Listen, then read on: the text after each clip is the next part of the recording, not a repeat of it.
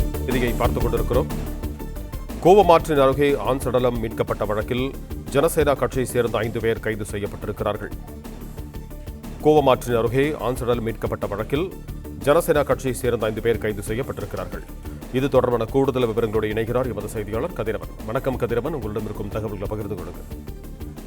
சென்னை 7 கிணறு காவல் நிலைய எல்லைக்குட்பட்ட பகுதியில் கூவம் ஆற்றுங்கரையோரம் கடந்த 8ஆம் தேதி ஆந்திரா பகுதியை சேர்ந்த ஒரு இளைஞர் சடலமாக மீட்கப்பட்டார். கழுத்து பகுதியில் நெரிக்கப்பட்ட அடையாளங்களும் அதே போல உடலில் பல்வேறு காயங்களும் இருந்தது. அதன் அடிப்படையில் இது கொலை செய்யப்பட்டிருக்கலாம் என்ற விசாரணையை முன்னெடுத்ததுல தற்பொழுது காலஸ்திரி, ஆந்திரா மாநிலம் காலஸ்திரியை சேர்ந்த ஜனசேனா கட்சியின் பெண் நிர்வாகி மற்றும் அவரது கணவர் உட்பட 5 பேரை 7 கிணறு போலீசார் கைது செய்திருக்கிறார்கள். அவர் சித்திரவதைக்கு செய்தும் கொடுமைப்படுத்தப்பட்டும் அவர் சடலமாக மீட்கப்பட்டிருப்பதும் விசாரணையில் தெரிய வந்திருக்கிறது. தாங்கள் அவரை கொலை செய்யவில்லை என்றும் சித்திரவதை மட்டும்தான் செய்ததாகவும் தனக்குத்தானே அவர் உயிரை மாய்த்துக் கொண்டதாகவும் கைதானவர்கள் வாக்குமூலம் அளித்திருக்கிறார்கள். அதன் அடிப்படையில் தொடர் விசாரணைகளை முன்னெடுத்திருக்கிறார்கள்.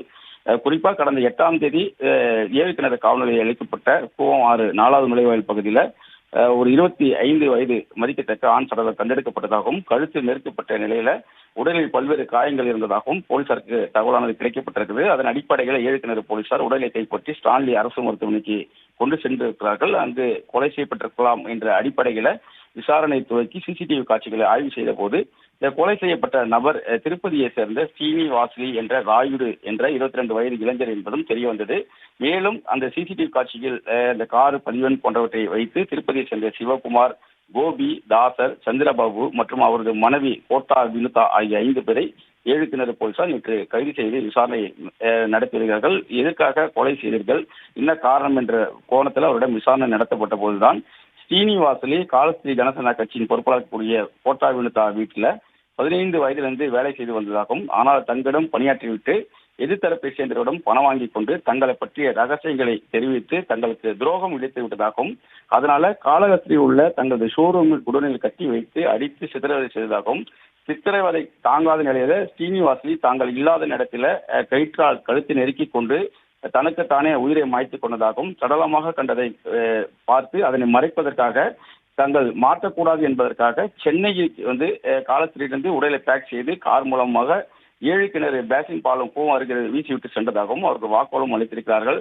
தாங்கள் கொலை செய்யவில்லை என்றும் அடைத்து வைத்து சித்திரவதை மட்டுமே செய்ததாகவும், அது தொடர்பான சிசிடிவி ஆதாரங்களும் தங்களது ஷோரூமில் இருப்பதாக போலீசாரிடம் அவர்கள் தெரிவித்திருக்கிறார்கள். அதன் அடிப்படையில் தற்போது 7 கிணறு போலீசார் காலகஸ்திரி போலீசார் உதவியோடு அங்கு இருக்கக்கூடிய சிசிடிவி காட்சிகளை ஆய்வு செய்யும் பணியில் ஈடுபட்டிருக்கிறார்கள். இவர் கொலை செய்யப்பட்டாரா அல்லது சித்திரவதை தாங்காமல் உயிரை மாய்த்துக் கொண்டாரா என்பது குறித்து விசாரணை நடைபெற்று வருவதாகவும், இவர்கள் சொல்லக்கூடிய காரணத்தினால்தான் இவர்கள் சித்திரவதை செய்யப்பட்டாரா அல்லது வேறு காரணங்கள் உள்ளதா என்பது குறித்தும் விசாரணைகள் நடைபெறுவதாக தெரிவிக்கப்பட்டிருக்கிறது. கோட்டா வினுதா ஆந்திராவில் அரசியல் செல்வாக்கு மிக்கவர் என்பதாகவும், பவன் கல்யாணின் ஆதரவாளர் என்பதும், ஜனசேனா கட்சியின் காலஸ்திரி பொறுப்பாளராகவும் அந்த பகுதியில் மக்கள் மத்தியில் செல்வாக்கு மிக்கவர் என்பதும் தெரிவிக்கப்பட்டிருக்கிறது.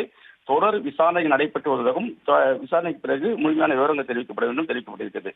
பிளே ஸ்டோர் மற்றும் ஆப் ஸ்டோரில் இருந்து பாலிமர் செயலியை QR கோடு மூலம் பதிவிறக்கம் செய்யுங்கள்.